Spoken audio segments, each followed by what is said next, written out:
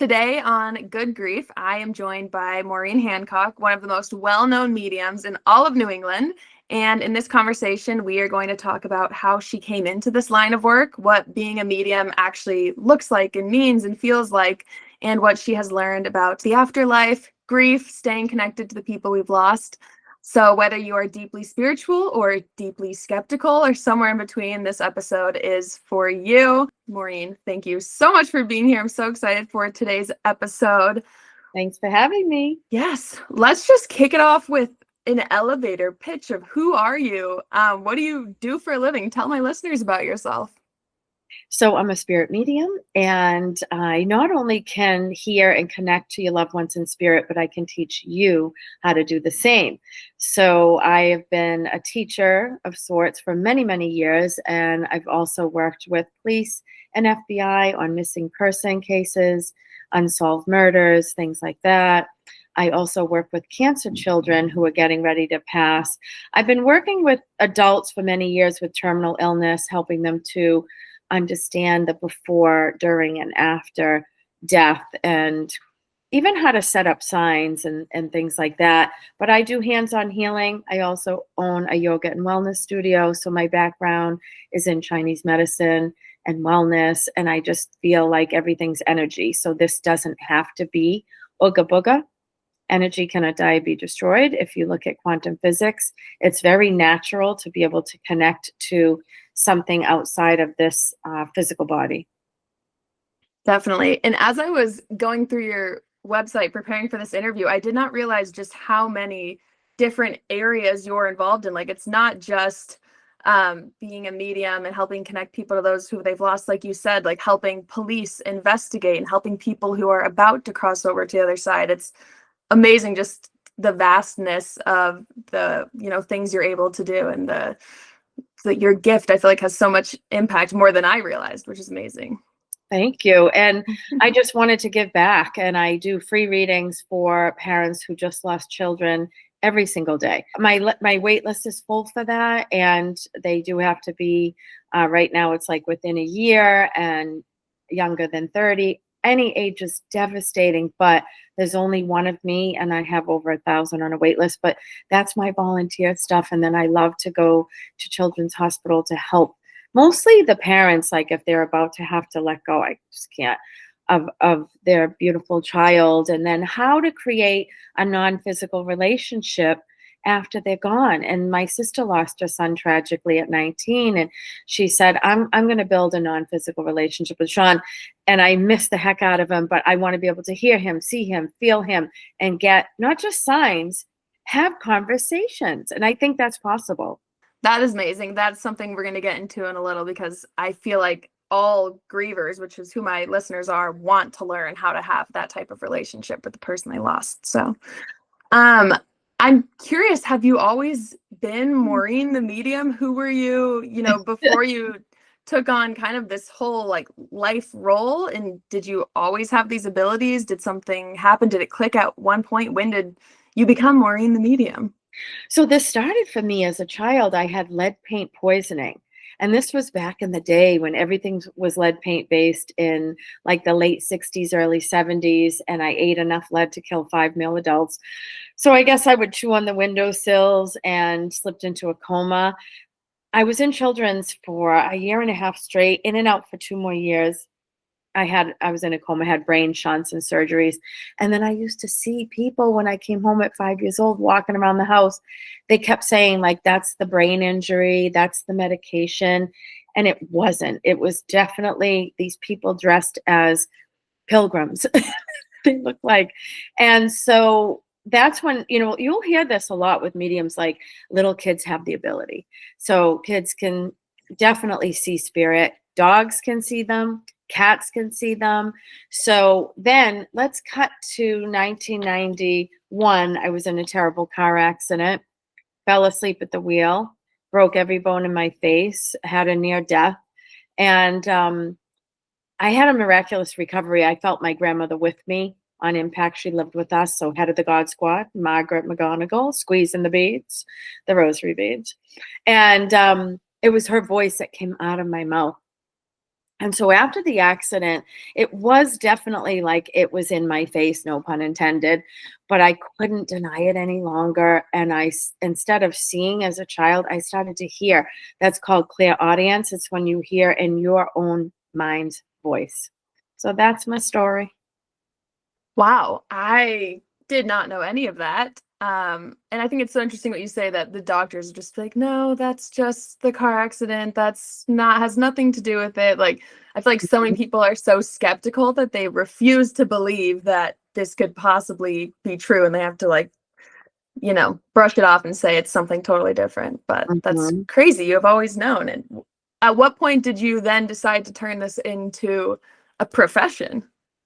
So then well, first of all, I was so afraid to tell my little Irish mother, who's in heaven now, that this was happening to me. But my grandmother came in a dream and she said, "You're not imagining it.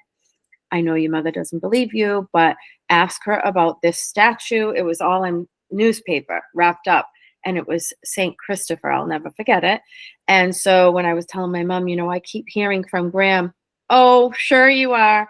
And she said to ask you about this statue of St. Christopher that's broken in the way back of her closet. Now, her closet, I'm one of 9, so it was filled with bags of clothes and junk and all this kind of stuff. And so she went running upstairs, turned white, pulled everything out and took it out and took it off.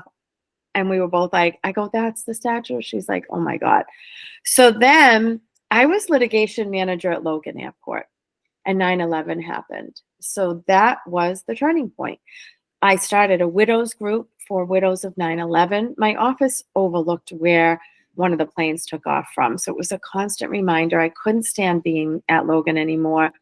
And that was my push to finally do what I wanted to do, which was um, hands-on healing, praying over the sick, opening a wellness center. I was really into like natural healing. I still am, the Zen Loft in Bridgewater, Mass. And that's when I started to do events, but I was raising money for my foundation for cancer. So I still help kids that are going through end stage cancer, helping them coming to their homes, the hospitals, helping them financially and things like that. And that's why I was like, I need to do this. Now, in the beginning, yes, I was definitely rolling coins, trying to buy bread and milk for my kids because I left a big job at Logan Airport and the corporate world.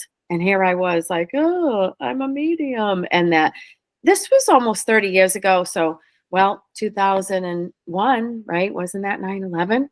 And things were just so hard in the beginning. And here we are. I do live events. I still do my volunteer work, though. That's always going to be number one. And yeah, that's it. I feel like that must have been such a leap of faith to decide to leave. I mean, I feel like so many people these days are leaving their safe corporate jobs and deciding to pursue their passions, and it's so scary, but obviously you've impacted so many people's lives, and all of those people are so grateful you made that big scary jump. So that's amazing. It was a Yeah. scary jump, and I was a massage therapist, so shiatsu massage, and I would have my table and go home to home, and you know, if it was bad weather, I did have a little storefront. Everyone canceled, and then we couldn't eat for 5 days Yeah. because Wow. that's how it was paycheck to paycheck, and so yeah, I try to give back still as much as I can, and I love it. It's exhausting, but I do love it.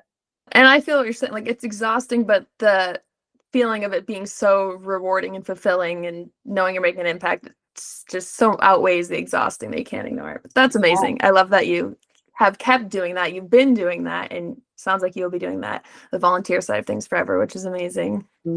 Yeah. And I love to teach people. Like when I see skeptics in the audience of my events, Postcards from Heaven, a lot of guys are coming now because of the humor. So I'm the comedian medium. I used to do stand up comedy in Boston for years. And then in the 90s, I was booked on David Letterman. I had an audition for Saturday Night Live. So my events are not sad, as you could see. That's how we met. And it's a celebration of life and memories, and they want to see you smile and laugh again. And then I do try to balance that with getting serious and very factual messages that no one would know. And it still blows my mind. The comedic part of your show is something I was not at all prepared for, but it was also very validating because doing this podcast, I feel like people are expecting to listen to like me talk about something super depressing and keep it really dark and heavy. And I feel like I'm constantly making jokes on the show, like talking about death. And at times, I'm like, are people okay with that? But it is like, if that's all you're focusing on, you have to bring in some light to make it relatable and just like otherwise it's going to be all consuming. So I thought it was so refreshing that you Oh, good. mixed so much humor into your show. I loved it. Thank you. And they don't want to see us like we need to feel it to heal it. We need Yeah. to definitely go through the grieving process, as you know. But there's a point where they all around us say, like, you know what? Like, if you can't live for you, then live for me. Like, what would I do? I hear that a lot, like from the deceased. Like, what would I do? I would not be sitting around like you. Like, start to see this world and get out there and laugh. And, when we do laugh, it raises the vibration because we're all vibrations of energy and it raises it up another notch. So then it opens the door, the window for them to come in a dream or to drop all those signs that we're going to talk about. And so they want to see us smile and laugh. We feel guilty. How many people have ever said to you, I feel bad when I'm having fun or they're like, oh, you don't Hmm. understand. It's the opposite. We want you to be happy. We just want you to be happy. I'm glad you said that because I feel like a lot of people are probably in their heads feeling like they have to be sad and miserable years later. And like you said, everyone needs that mourning period, but then we have to carry on and we still have to find joy in life. So I'm glad you said that. Yeah.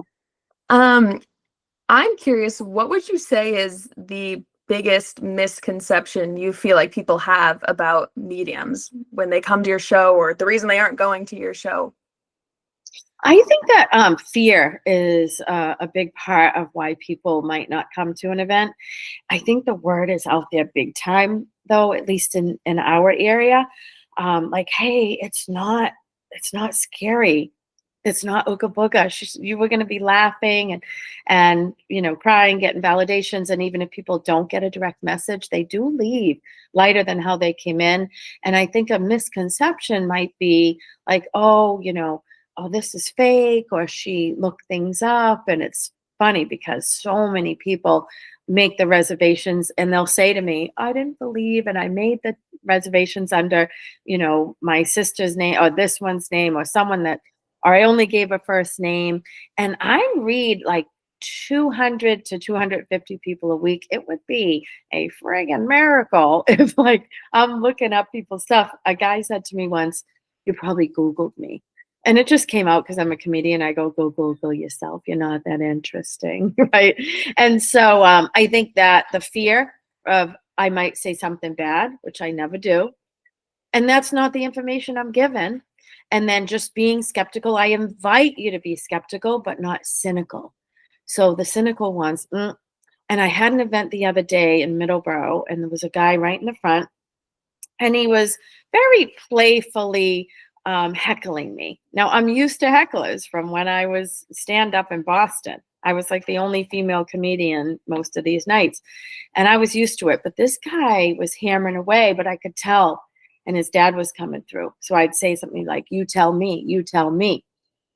And all of a sudden, I started talking about his son and, just different things, his name, age, troubles that he's having, challenges, very specific. The color drains from his face, the tears coming down. And it was more positive. Like the dad said, you're a great dad and he's going to be okay. And you could just see the shift and even more specific stuff. He did ask me if the Patriots going to win the Super Bowl, but in my heart of hearts, I wanted them to win. I really did. But I love to see the faces when they go from grieving to believing. I remember during my show, there was a guy who was in the back and he was sitting there like with his arms crossed, like looked very disengaged.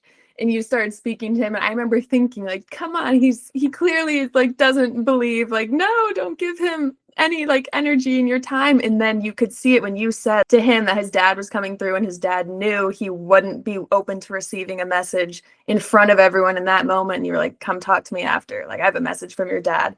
And you could see it on this guy's face. Like all of a sudden he sat up, he uncrossed his arms, like you piqued his interest, which is really interesting that people go to your show potentially not believing or being like skeptical and then leave. Like I left and I was like, well, I have zero doubts at all. I don't think I came in there with any, but you simply could not leave without believing after. Like there's Well, no way. and I call them the curious skeptics.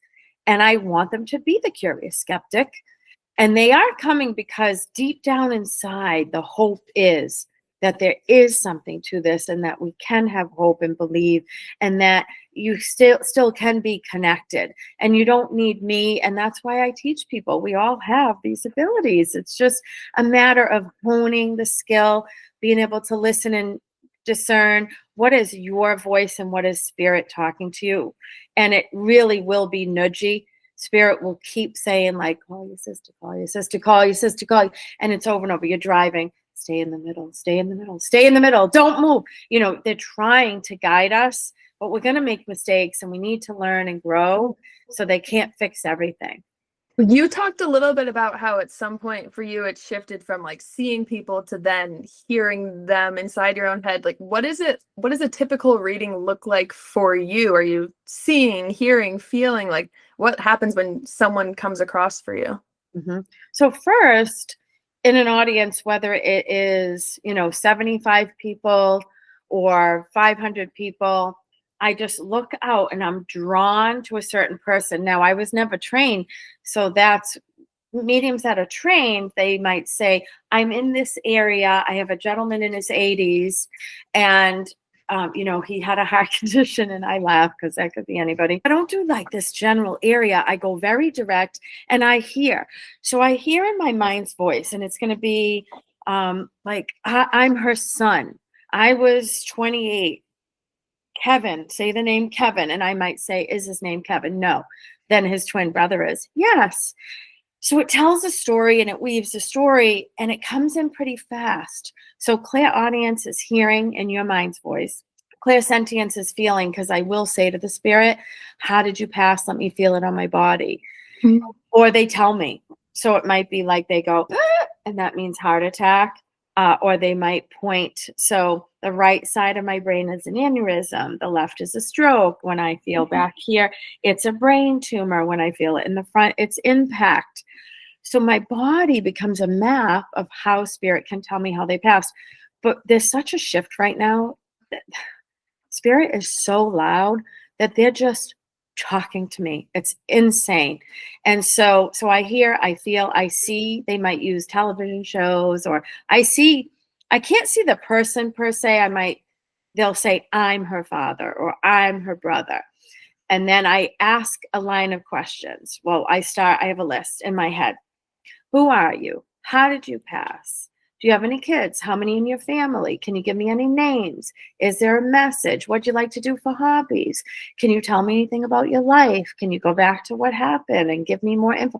So I'm like this smiling, but in my head, I'm doing this and I'm grabbing information from them because it's energy. So shoo, that's how fast it is. I could hear your brother, shoo, shoo, ba-doom, shoo, ba-doom. I can't. Anyway, so that's my story, but I teach everyone that you have all the clairs: clairvoyance, right? Clairsentience, claroma, smelling the scent of a past loved one. Cigarette smoke, a certain perfume. What spirit does is they put like this waft of, whatever that memory is in front of you, and you're like, oh my God, I smell roses. There's nobody around. And they're trying to let you know they're around. Or, oh my God, I smell my grandfather's pipe. That's weird. Today's his birthday. So everything weaves together. Wow. Oh, that's crazy. Yeah. I'm curious. When I was at your show, it felt like the things that the spirits were saying felt less like a message of like, this is advice or this is what you should do with your life. It was more of like a hug or a gentle hello or just like, I'm here. But do you feel like there's a balance of both? What type of, are you usually getting people coming through giving advice and saying like, this is the career path you should go down, or this is the person you should be with? Or is it usually more of just almost like proof that the spirit is saying like, I'm here, I'm still with you? Yeah, I'm what's called an evidential medium. So evidential mediums will give proof of life, proof of the Mhm. afterlife. So it will be very specific things that only you know. Just the other day, I said to this woman, "Okay, your mother's saying that she was supposed to be buried over here, with her sister, but the sister's family put up a fight, so you lost that plot. You had to bury over here. She's saying it's okay." She was like, "Are you kidding me right now? Like that's our biggest family mystery. Is mom okay with what we decided?" And then I'm not so much psychic. Well, everyone's psychic, but I focus more on the validation that they are okay. They're still a part of your life. They're not missing out. They can help guide you, but they can't fix everything. Whereas a psychic might say, "Okay, I'm feeling by August, you're going to meet the man of your dreams." Spirit isn't always going to tell you that because we have free will and we make free will decisions that affect how our life and our story is going to play out. So even if spirit said to you, "Yeah, oh my gosh, I see you having a baby in September, or by September you're going to be pregnant and then you're not. How disappointing is that? But my loved one in spirit said I would. I don't feel like they're here anymore." And it just can really bring up disappointment. And I'm not God, right? But I can prove to you that, they have eternal life and they're still with you. Now, messages have come up before, though. Like I will often hear them say, "Oh, tell her did she just go for a job interview and she's going to get that job?" I've done that. I have said, I'll see a treadmill. "Oh, did dad just have a stress test?" "No." And I said, "Oh, his mother's saying he should." And I don't play doctor like that usually, only if it's going to help. And sure enough, few people have written to me like, "Because you said that, my father went and got it and he had two blockages, 100% occluded. Like you saved him." I'm like, "I didn't, but his mother did." So messages can come up, but I like to give the evidence. Mm. Yeah, and I think that also makes total sense that, like, sure, a spirit could say something is going to happen, but like it's the butterfly effect. You could change one thing and that thing will not then happen. So I think that's also a great point. And if you want people to still keep believing and feel connected, you don't want to also give them a reason to stop believing if something doesn't come true. So I think that makes perfect Mm. sense. And we have to learn our lessons. Yes. So imagine if they just told us everything. Because people always say, like, "Oh, why didn't my mother help my son and this happened to him? Or why didn't da da da?" I'm like, they try their best to guide us, our children, but we are here in earth school and we're here to learn deep, great lessons.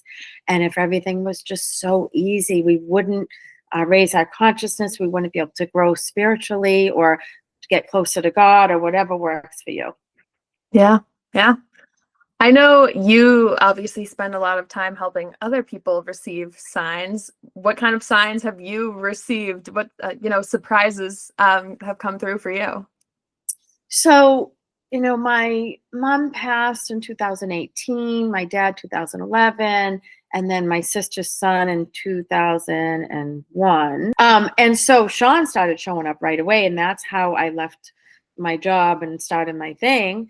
And then my mom and dad come in my dreams all the time, to the point where a good year they were showing up every night, and I started to like get weirded out by it. Like, wait, first, are they coming to get me? And then second, like, am I living an alternate reality that I'm still with them? And then my mom, who's like devout Catholic and head of the God Squad, and she was like, "Moe," that's what she called me, "there's no past, present, and future.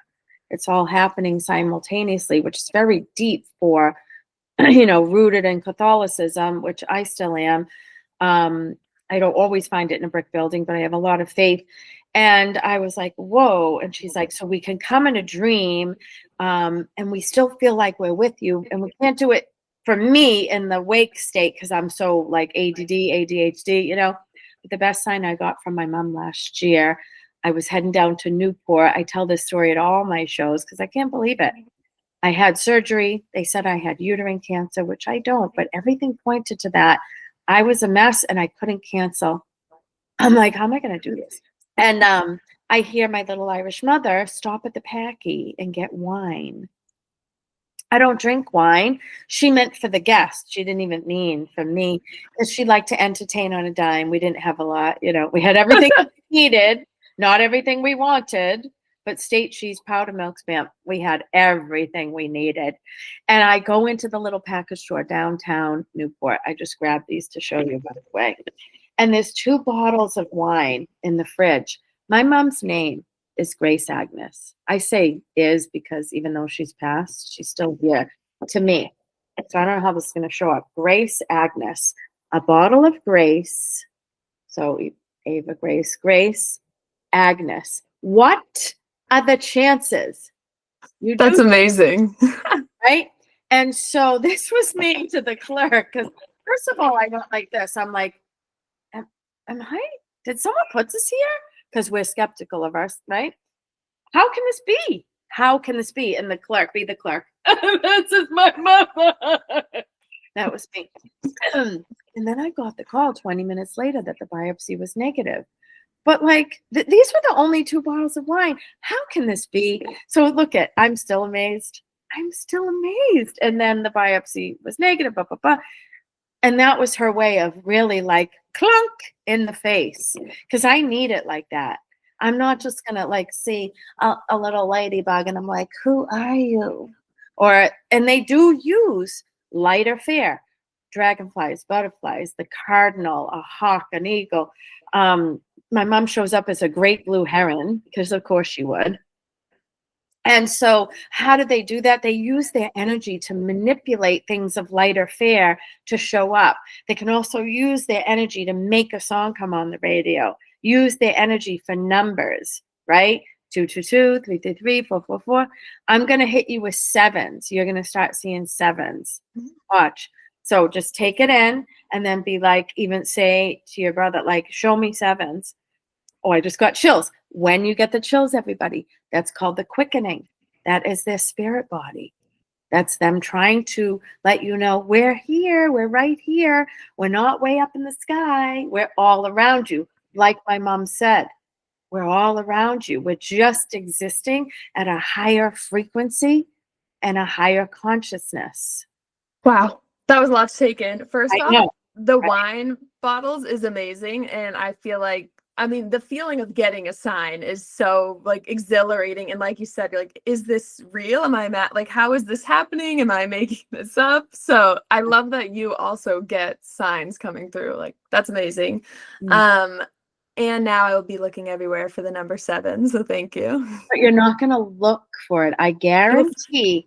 Just say, and this is what I want everyone to say to your loved ones. In your head, you can say this: slow down your energy. Come closer. Make it more obvious. So they don't know they're too fast unless you tell them. Because sometimes it's like tuning into an AM radio and I can't hear, or if you've ever thought you heard like voices or something, and then you fine tune it, but I tell them, slow down, come closer. I say it like that. And then they're like, my name is David, and it just slows it down. Yeah, I remember at your show you said something about that, like they're going too fast, it's too loud, they need to slow down. And I remember saying in my head, like, Sam, take your ADHD medication, you got to slow down. And then like 2 minutes after that is when you and I like locked eyes and I got my reading. See that, because they do hear it. Like, we just think we're just to the ether, like, please, blah, blah, blah. Also, when you try too hard, everybody, you're not going to probably get a sign, because you're putting reverse magnetic energy up against something that could just click if you relax, meditate, pray, get out of your head. Because people ask me, how can I do it? I'm like, you have to do the work to be able to lead with your heart and not your head. And what does that entail? Like, even eating clean and, again, going on walks, doing meditation. It's hard because it's so cold out, but you have to take time to right? Because the mind is a powerful thing that is just going to keep going, and they can't break through that. So that's why they come in dreams, because you're a more relaxed state. And before you go to sleep, everybody, think of your loved one, your favorite memory. This is almost like a past life regression, but it's like life to higher consciousness. And think of your best memory. What is everybody doing? What are you wearing? What are you eating? What's happening? And create this whole scenario. Maybe it's a trip you took, or the last holiday or birthday, or you're outside, just whatever. And it gives them permission that when you fall asleep, they have permission to come in and have a conversation, give you a hug from heaven, or just show up. And they oftentimes show up younger than how they were here. So think of them before you go to sleep. Try at least 3 to 5 nights in a row.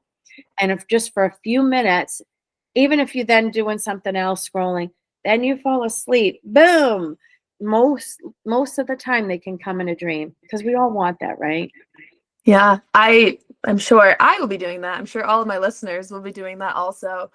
And I think it's so like, I feel like we have seen so many movies and also like we're all conditioned to think signs are going to be this huge big thing, and so that's what we're expecting and asking for. Even this morning I was taking an exam for work. It was a 4-hour HR certification exam, and at the end I was about to hit the submit button. I closed my eyes. I was like, Sam, if you're there, help me pass. And then I got in the car after and I was like, why would he know how to help me pass an HR exam and like be able to click the right button for me? Like, I ended up passing, which is great, but I feel like maybe I expect and ask for some very like large, outrageous signs, and we ignore the very subtle ones that are right in front of us.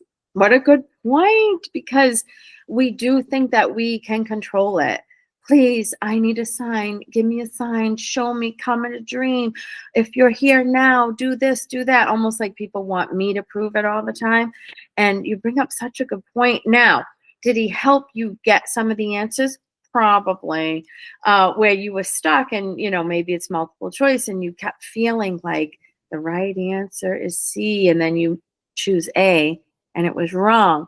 So, but we all have intuition too. So the difference is spirit kind of can lead you in the right direction. They can give you the strength to get through it. Just like even, praying to God or whatever you believe in. It's like, God, take this away from me, or do this for me, do that for me, and having conditions where they might not be able to intervene because there's some free will, there's decisions, there's things that we have to learn and grow from too.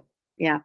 And earlier you mentioned all of the ways that I guess signs from spirits manifest, whether it's a cardinal or through numbers or butterflies or birds and things. And I feel like I always was upset that I didn't pick my figure early enough of what I wanted to be. And so now my thing is like when I'm seeing street lights flicker in my mind, that's Sam. But other people have such clear, like when they see this bird or when they see this number. And I'm curious how do those come to be? Is it us on Earth picking that, or the spirit picked it for? Like, I always wonder how people came to come up with that's what their person is. I love that question because, repetitiveness is going to be the first thing, because every time you think of them, a cardinal shows up at the door or the window. Did they turn into a bird? Gawk, it's Sam. No, but they can manipulate that energy. Other times, though, you could say, and it doesn't always work, but you put energy out there like, hey, I would love to see a deer in the next 2 days. And sometimes they can, sometimes they can't. So that's us putting a lot of pressure on spirit to show up in the way that we want. But you can, like just now, 7, 7, 7, 7. Now watch, you report back to me. It's just, you're going to open the fridge, there's sevens. You're noticing things differently, I guess, and becoming more aware of what's around you. But they will use like pictures, license plates, the side of a truck, cloud formations, looking down and seeing a heart-shaped rock.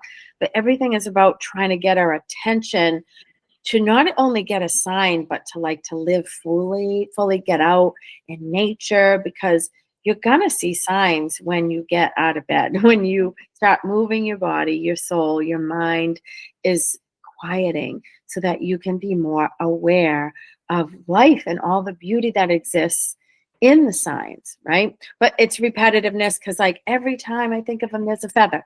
And then the next day, there's a feather, there's a feather. And then you realize that you have a goddamn down jacket on the chair. No, I'm just kidding. But you know what I mean? So a woman did say that to me. She kept going like this. I don't know. Every time, see, look at the hair, and I'm like, "You have a down jacket?" She was like, "Yes," and I'm like, "Oh." Even like to be very honest, like people that think that an orb, which we can talk about, which is a little translucent ball of energy that floats um, in a video, like it might just show up on your Ring camera in a video, usually around somebody's head or shoulder, shows up to like babies' cribs and things like that. A lot of people send me pictures like, who is this? And if they blow it up, sometimes you can see a face in the orb, which is wild.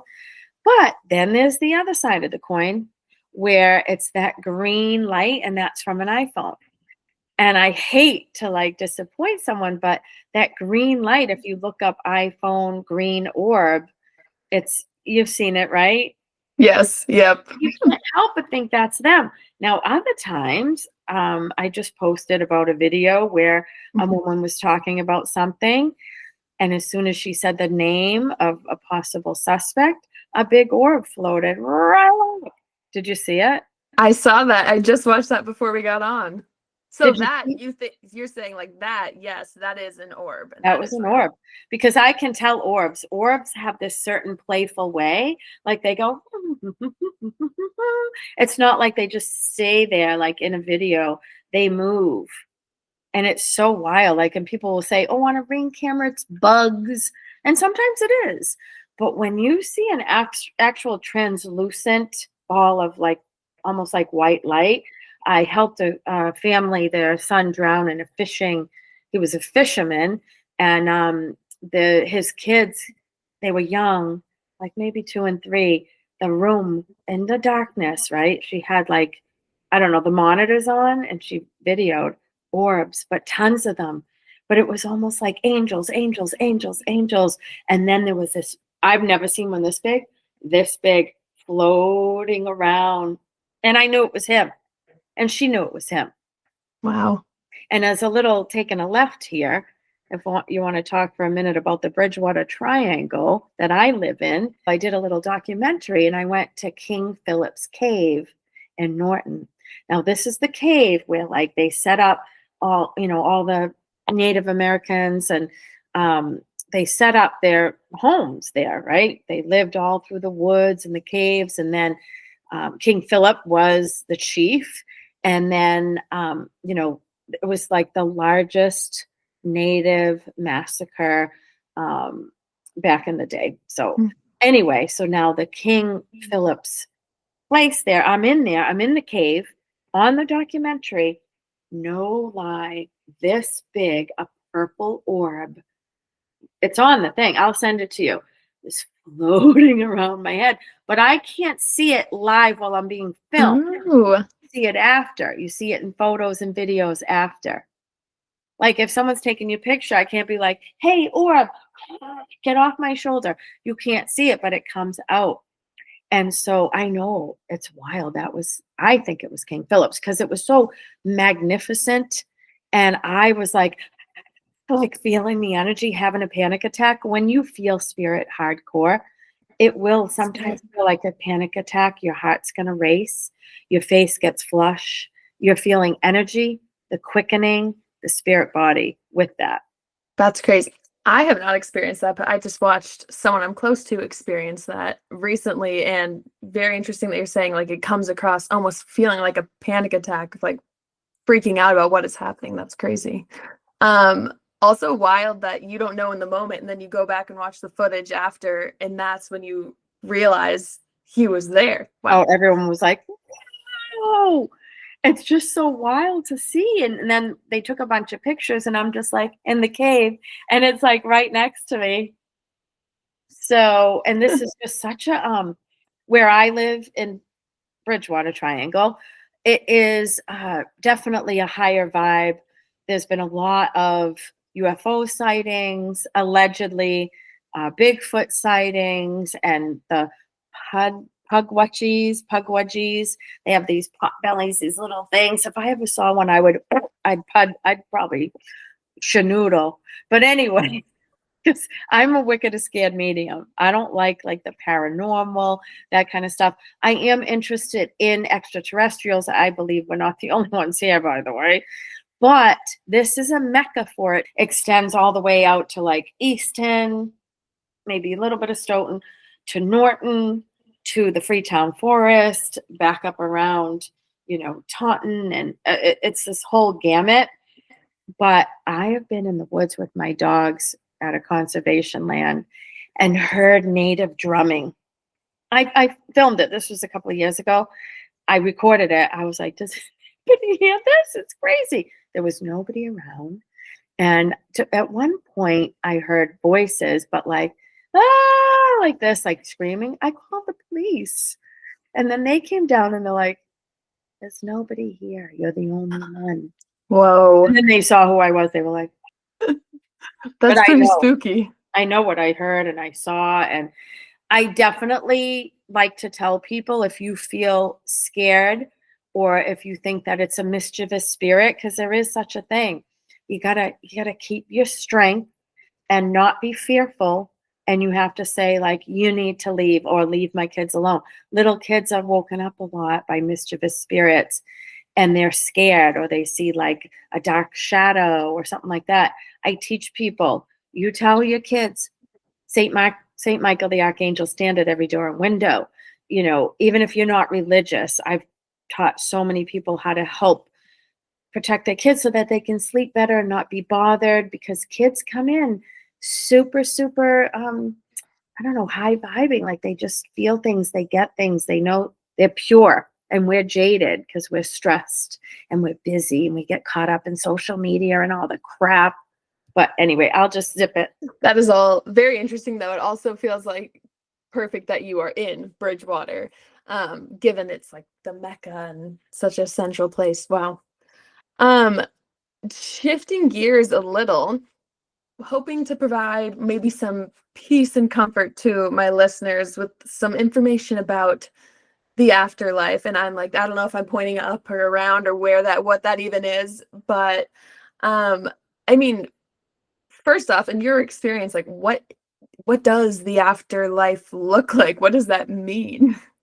I love this question. So what does it mean? And I'll give you my take on everything. I haven't been there yet. Well, I shouldn't say I haven't been there, because I had my car accident. And then I had 2 near deaths, and then the lead paint poisoning. So, and I witness a lot of passings with my work with hospice.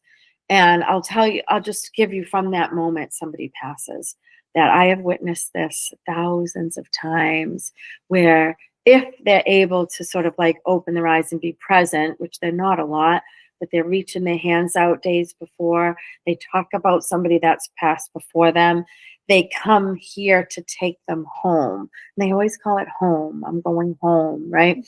And in that moment, this is what I've seen, and it gives me hope, makes me not afraid of death. It looks like this, even if they're out of it. It's beautiful. It's beautiful. Oh my God, it's so beautiful. And then they pass. So I can just imagine that it is that like euphoria that doesn't even have words. And then what is the afterlife? It is, like they say we're in the 3rd dimension. This is the thick, heavy physical dimension. They sometimes say we're in the 4th. If they're really high vibing, like I've had like some serious, like almost saint-like people that are in like the 5th, or some kids that are very, very, very old souls. I'm like, I can barely reach them. They're in such a high dimension that I can't reach it. But and then they paint a picture of what it was like here that they loved. So I might say, oh, their screensaver of heaven looks like the ocean, or it looks like a golf course, or they're riding horses, or what brought them the most joy here will translate into a screensaver there. Wow. And then look at me. Wow. Because I'm just seeing this. And, but we are light body and energy body. So I can see them, or when we cross over, we will know it's them. Like I'll know it's my mom and dad, everybody else.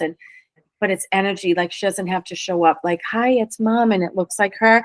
But being on the earthly plane, that's how a lot of us mediums and everybody connects. They're seeing like a dog in a picture that passed away, or, whatever, faces on in the clouds and things like that. But the purest form is energy.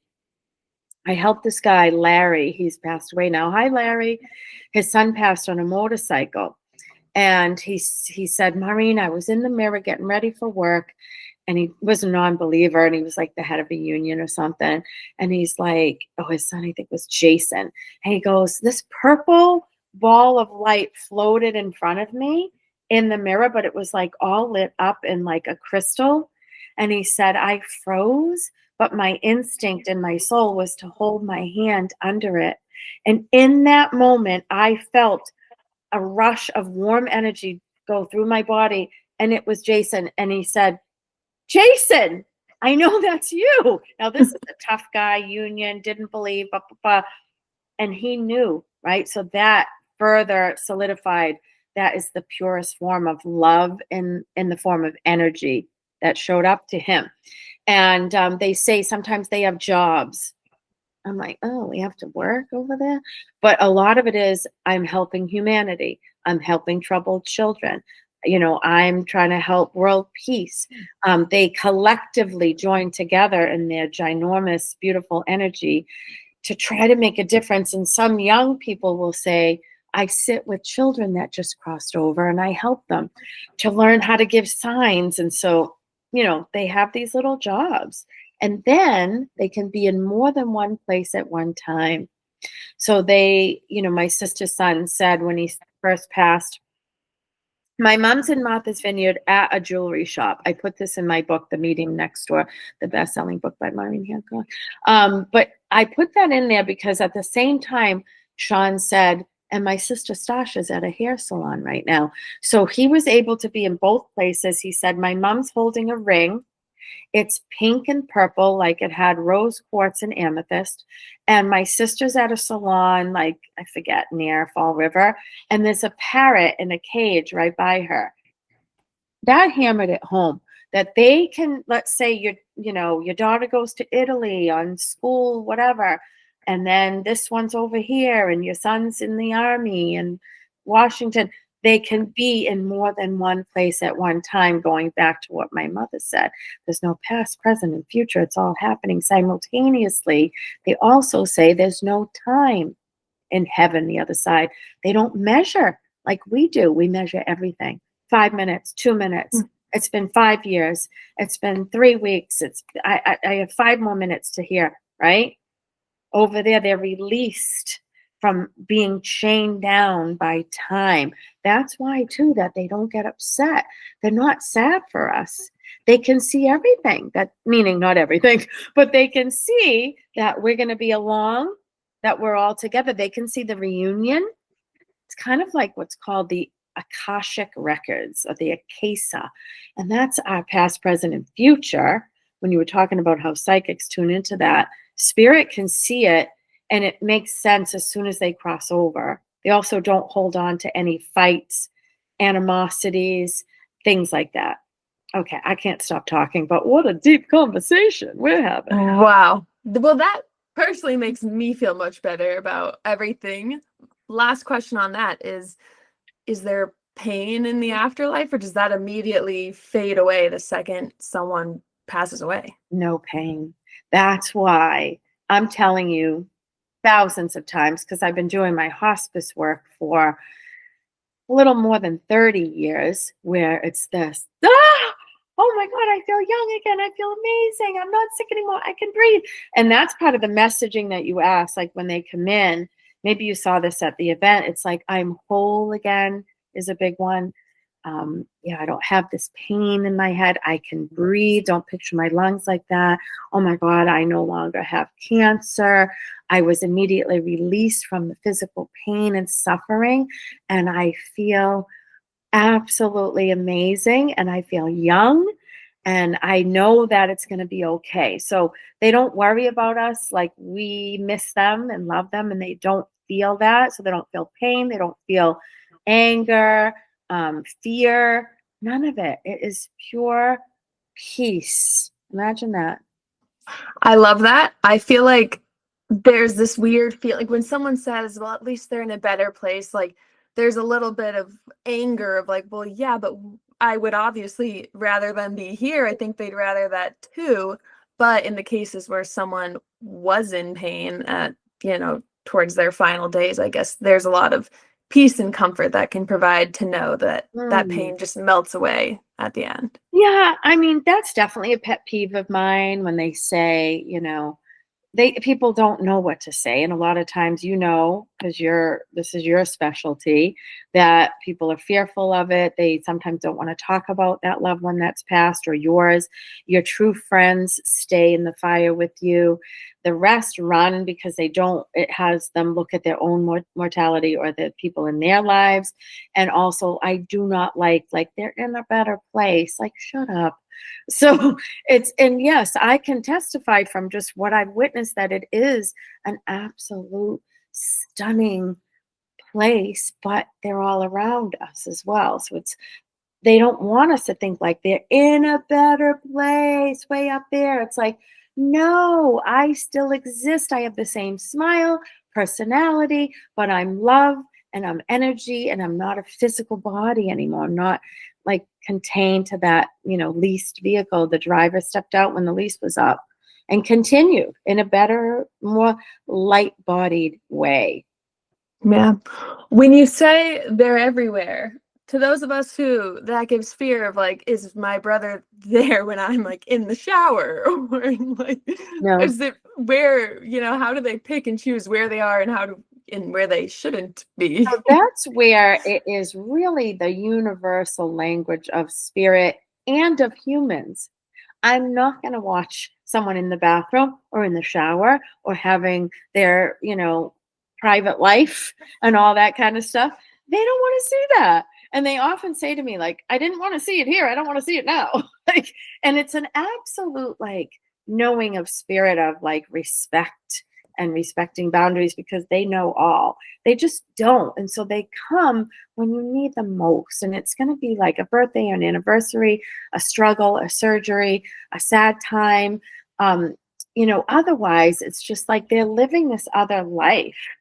And that is just like just pure love and trying to help humanity, really. So it's Yeah. not even a thing. And people can't help but think that, or they're like, oh, I feel funny because I think they're watching. I don't want to say that. Good. Good. Glad we could clear that up. I Um, know. I know you said you've done a lot of hospice work, and when I went to your show in November, you had mentioned that you had just recently helped three younger women who were in their 20s cross over. Like, what is the thing you say to provide comfort and peace to someone as they're at that point where they're nearing death? Mm. So one beautiful girl, I think she was like 21, and she had just gotten married because she knew she would never get to wear the wedding dress, this and that. She had a brain tumor. She would definitely ask me, like, so what is it going to be like? And is my dad going to be there? And I think Cody, that name's coming up. So if you're watching, then like, I think that was her father's name. And I told her like what I knew because I won't know till I get there. And it just gave her such comfort. I'm like, you're going to be able to connect to your mom and your family and your sisters, and you're going to be able to, especially like almost gearing her up, like, remember, you have an adjustment time, you need to transition, and then you have to learn a new language. It is the spirit body language. So it takes, if you saw the movie Ghost, he was, the guy was trying to, like Patrick Swayze, learn how to like lift with his energy a penny up in the air and float in front of Demi Moore. And so they have to learn the language. But I'm going to tell you something right now, that in the last, I'm going to say 6 months, there's a big shift going on right now. I want to cry saying it, that we are closer to them than ever. I'm connecting within hours of a passing. I didn't know. Like, I had a show last week, brought this woman's sister through. I was like, oh, she's saying this, this, this, this, and this. And I'm like, God, I have chills. Did she recently pass? She goes, 5 hours ago. Because I said, shouldn't you be home making arrangements or something? But getting back to those kids, and then a young girl who was like 25-ish, very spiritual, really into, since she was a young girl, into like Tibetan drumming and shamanic healing, and, was really into energy and life after life and all this stuff. And so it was really hard, but she and her mother decided on signs and things, and they don't always come with that because her mom said, "We decided on signs. Where are they?" I'm like, just wait for the unexpected instead of trying to like decide, because here we think we have control and we're going to do that and we're going to have a list. But that girl, oh my God, just absolutely stunning, amazing. And then the ones that are the most powerful are littles, maybe like 5 or 6 years old to like 9 or 10. They're just amazing. And they might say to me, "What's heaven like? Am I going to be able to do this, this, and this? Am I going to ride my bike again? Am I going to have a puppy? Am I going to," like little kid stuff that is so pure, but it makes everything come into perspective, right? Because we are, we do have our own stuff that we complain about, that we can get sad about, and then take a breath and think about these brave kids and don't sweat the small stuff. I mean, I say it's not all small stuff, even though the book says it is. It's not all small, and we have our own challenges, trials, tribulations. But if you could find little pieces of joy still in this incarnation, it makes them so happy. Mhm. Wow.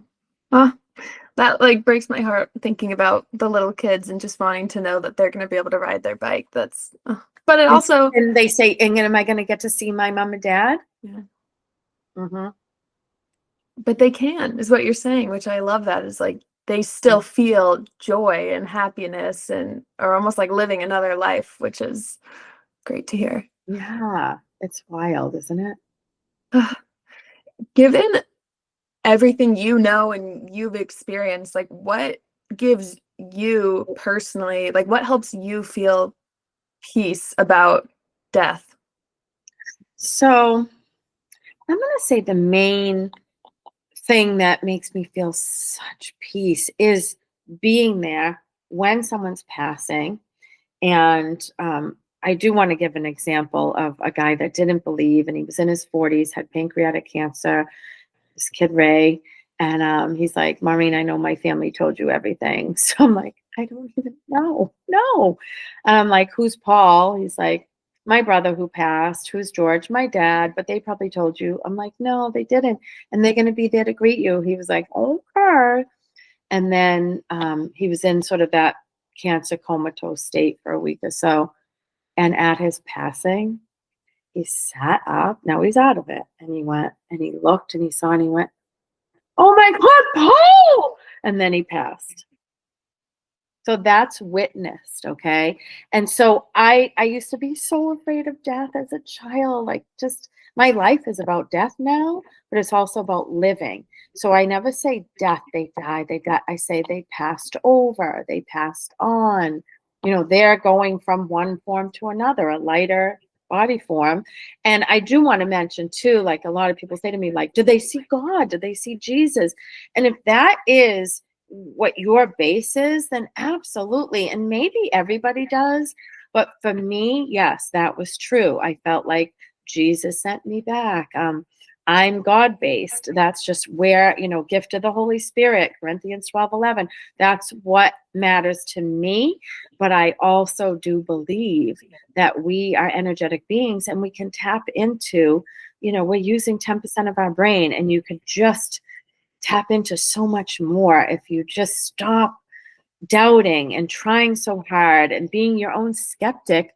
And if you build it, they will come. So open your heart, lead with your heart and not your head. Wow. There's just so much wisdom, I feel like, in everything you've said today, which is amazing. I love that. Um, I only have one last question, which I feel like you've already been answering it throughout. But if you have any just last bit of wisdom or advice to share with my listeners who are grievers, who have lost someone they loved, what would you say to them?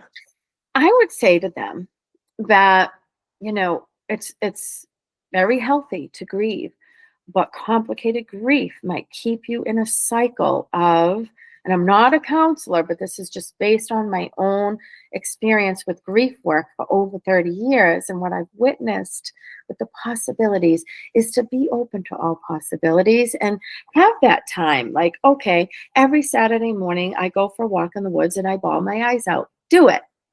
But then come out with the sun shining and be like, I'm open to receive.